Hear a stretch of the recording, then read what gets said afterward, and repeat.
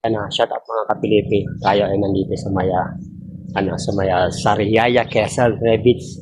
Itong pabalya, itong kabilyan mga kapilipi, pinangalan ko si ate. 5,000 overnight mga kapilipi. Pwede ito pang Christmas party. Ayan. Ayan. Ang walk-in ito is 3,500 mga kapilipi. Pero, 50 per head. Ang halimbawa, yan. Basang, ano nito, ang bayad dito sa overnight yung pavilion na to, pwede ito pang Christmas party 5,000 tapos sa 50 per head. May kasamang ito ihawan may mga ihawan dito, saka ito pwede nga 3,500 walk in. Pwede sa mga pwede sa mga tropa namin to eh. Ano to, anong barangay to ulit? Bignay Dos, Sariaya, Quezon. Ayan, nandito sa may big nice. Titingnan natin yung bahay. 5K mga kapilipe.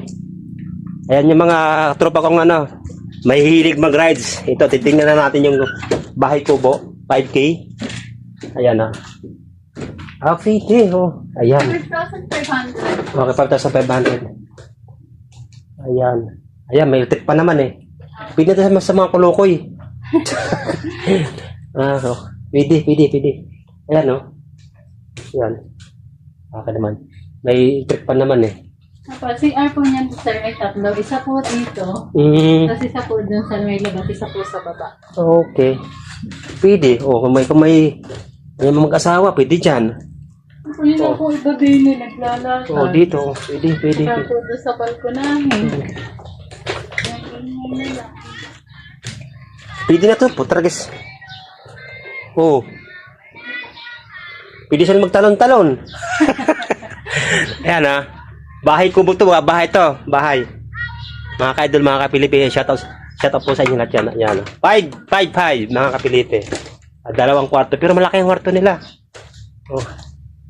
Basta yung mga palahubog, wag lang magpalabog-hubog kasi nga, minsan man, kawayan ito eh. Kawayan yung side nila.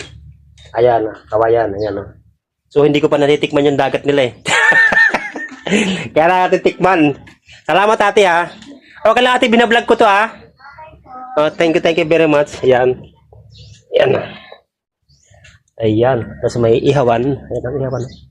Ayan, manawak sa ihaw dito. Pero mayroon, doon eh, may isda doon eh. May mga isda doon sa medyo mura-mura din.